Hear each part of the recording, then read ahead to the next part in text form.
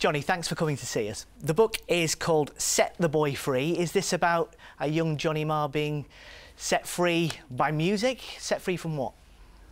It's a good question. I think the title came to me towards the end of the book. I knew that I needed one, and I sort of put my mind to it, and came to me fairly quickly. Thought about it for a day, and what I liked about the title, Set the Boy Free, is that it has a sense of energy to it and movement, and that yeah, I think all my life I guess felt like there's a certain kind of restriction. Nothing, not like I've ever felt like I've been imprisoned or anything, although that is in the book, but this feeling of wondering what's behind everything I can see and hear, really. I guess really what that is an artistic impulse. As a, now I'm older, I can see that's where artistic impulse comes from, like wanting more, really, wanting to express more, wanting to read more into things, wanting, having a feeling that there's more to life than meets the eye, really. So wanting to get out of that, and I think that's where that comes from, and also this feeling of speed, really, like movement. And it also sounds like Set the Boy Free sounds like the title of a song that I don't think exists yet. No. It's like some old girl group song by the Ronettes, or and I quite like that. So yeah, it just stuck. How long did you spend writing the book, and was it an enjoyable experience? It took me about 9 months to write it. Looking back on it now, I think it was quite intensive. I never really wrote any less than 5 hours, 6 hours, and sometimes you'd write 5 or 6 hours and you think you've written loads, and then you do like a word count and it's like next to nothing, Other times it just comes very easily, and I did enjoy it. One of the reasons why I did a book in the first place was that I fancied writing a book, and was given had some offers to do my autobiography a long time ago, in fact. So I figured, well, if I'm going to write a book, I might as well write about my life. I know that these days a lot of autobiographies are ghostwritten, and people have kind of got used to that, which is, whatever, that's fine. But I wanted to experience that process of having written a book, and I know a few writers, serious writers, who've written some books, and I was aware of the process. Lock yourself away day after day, be disciplined, and the solitude of it, solitary nature of it, because making music is recording music anyway, and playing music is a very kind of sociable activity. But writing a book, you have to just do it yourself, lock yourself away and do it. But that was a challenge that I was looking forward to. So yeah, I enjoyed it. It was a task. Yeah. I'm sure. I think that's all the homework that I jibbed off when I was a schoolboy, learning to play the guitar, has now all come back in one big go. You were only 4, nearly 5, when you got your first guitar. You knew very early what you wanted to do, a very determined young man. Yeah, that first guitar I got was a little toy guitar that I was really obsessed by, in this little corner shop on Higher Hardwick, not too far from here, just a couple of streets away from the Manchester Apollo, where I lived with my family in Hardwick Green. And for some reason, as a little toddler, I had a real thing about this toy guitar, I've never really worked out why it was, because obviously it had nothing to do with being a rock star or, wanting to get on the television or anything. I just had this thing about this guitar. But I carried that guitar around like the way everybody else carried around the fire engines and the footballs and stuff like that. That was the thing. So because of that, I've not really ever had a time in my life when I can't remember having a guitar, because my first proper toy was that. And then I started to notice on the television that the bands had they had electric guitars. So I went and got this white household paint and painted my little toy guitar white. I mean, I was only a little kid, and I put some bottle tops on it so it looked like an electric. And so I was good to go then. I mean, it was paint all over the place, but I was ready to go. And that's the thread that's gone all the way through my life.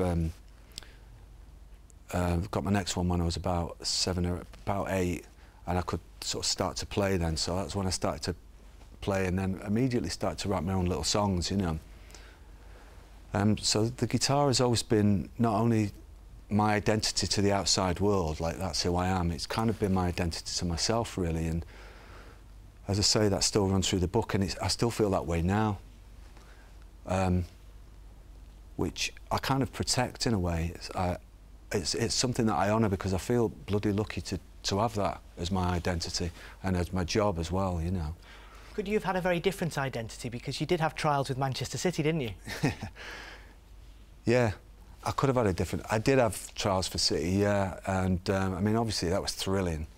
Go and see Tony Buck and Colin Bell and see the players around the place. And I was played on the right wing and used to set it up for my mate up front. So in that respect, it never really was that different from being a guitar player, because you do all the work and let the guy up front run around taking all the glory. Do you like what you're seeing at City at the moment? Do you like Pep? Yeah, I mean, we all love Pep. I mean, in Pep we trust and all of that. Yeah, you never quite shake off whatever it is about being a City fan. There's sort of, I don't know whether it's a sense of being an underdog, but you know, as everybody knows now, we beat Barcelona last week. So we're not that much of underdogs, but once you're a City fan, you're always a City fan, yeah. But I'm delighted about seeing great players. The thing about Man City at the moment, I think, is that I think if you're 10 or 11 or 12 and you're getting into football and you're the side that you connect with has got De Bruyne, Silva, Aguero, etc., etc., Sterling, that's a pretty good side to kind of make your connection to football with. So, good time to be 11, I think. Absolutely. Let's talk about the Smiths. You've revealed in the book that about 8 years ago you met Morrissey in a pub in Manchester, had a drink, and you did discuss reuniting. Yeah. The first question I want to ask is, that's a very public place to have that discussion. Do you remember what the reaction was from the people in the pub? Well, the thing about Morrissey and me meeting up in the pub, it was a Tuesday or a Wednesday afternoon around about 2 o'clock or something, 2008. And there wasn't a lot of people in there, and it was also in Cheshire. So, you know, it wasn't like we were outside Piccadilly train station or anything. We just sort of snuck away in the corner and sat there really for quite a long time. It was great to see my old songwriting partner again.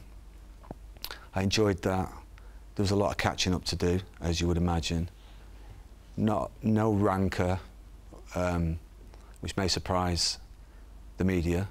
And you know, we were sitting there for hours. So there'd always been the rumours of Smith's reunion, although I've never gone after an offer or taken any interest in that.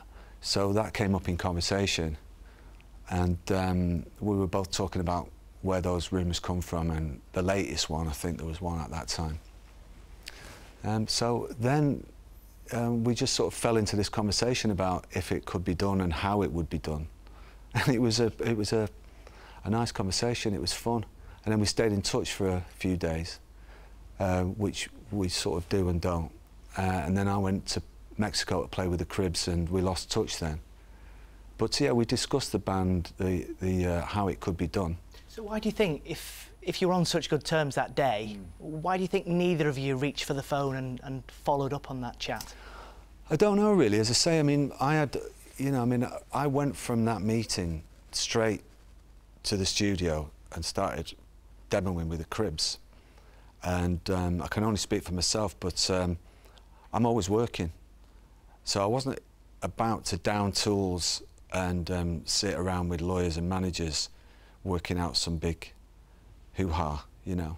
That might sound strange to people, but my interest was in the upcoming shows with the Cribs at that time, but I would have liked to have stayed in touch. And then we were in touch again sometime after that. I don't know, I suppose the scenario really is that you have to then pick up the phone and get a whole load of business people involved, and again, just speaking for myself, I had some recording to do straight afterwards, so it just kind of fell away really. What people might be surprised at is that you were 23 when it all finished.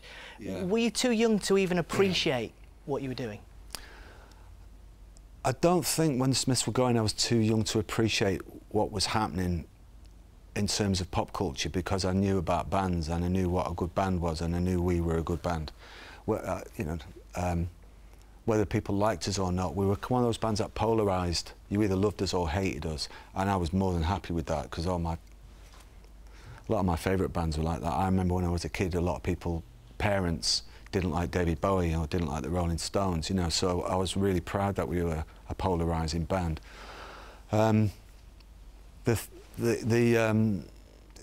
We were, when the band split up, I was 23, yeah, and one of the reasons we split up was because I ended up managing the band for a number of years, and that, looking at it from any vantage point, is kind of quite amazing really. So that amazed me. I mean, writing the book, right from the start of it, I was quite surprised at how young I was to do a lot of things in my life, you know. My first gig, I was 12, went to see Slaughtering the Dogs at the Wythenshawe Forum, and then from then on, a few weeks after that, I went to see Rod Stewart, and then I was seeing bands all the time on my own, you know. And then I met my wife when I was 15, and then I formed the Smiths when I was 18. Started producing the band when I was 20, 21 maybe. So when all of this was unfolding when I was writing the book, I was amazed now as an adult, with children of my own, at how young I was when it all happened. And of course, the band splitting up at the age of 23 and handling that, not only having to make that decision to leave the band for a number of reasons, which I'll go into in the book, but handling the fallout of it as a 23-year-old kid, you know, was, I look back on it now and I think, God, I had a lot on my shoulders, you know. But, and I didn't know what I was going to do after that, but I didn't know the phone was going to ring and Paul McCartney was going to ask me to play, or that I was going to play with the Talking Heads, or end up in The Who, who were my favourite band. So I just carried on doing what I was doing from before the Smiths, which was being in bands. It used to be in Wythenshawe and Whalley Range, and then it just ended up being Shoreditch and New York and Portland, Oregon. Just do what I always do and what I've done from being 14, you know. One relationship that has stood the test of time is your marriage to Angie. Yeah. You were 15 when you got together, still together now. How important has she been in providing stability in your life? Oh yeah, Angie's been the most important thing in my life, without a doubt. I mean, anyone can see that. Anyone who knows us will tell you that, but you know, it's a no-brainer really. That's, you know, meeting Angie at 15 and she was 14, and then really I was already, I think, my sales pitch to her, you know, she made me run around for a good 6 weeks and let everybody see it, by the way, which is her prerogative, chasing after her. But, you know, I was a guitar player. I'd already been in this band, Sister Ray, who had a record out, and you know, my pitch to her was that I'm a guitar player and that's what I'm going to do for the rest of my life, and that's why I look the way I look and that's what I do. And she was like, well, I'll be a guitar player's girlfriend then, that sounds good. And that's what we set our minds to do. So she was with me, so there was me and her before I met Morrissey and before I met Joe Moss and the rest of the guys in the band.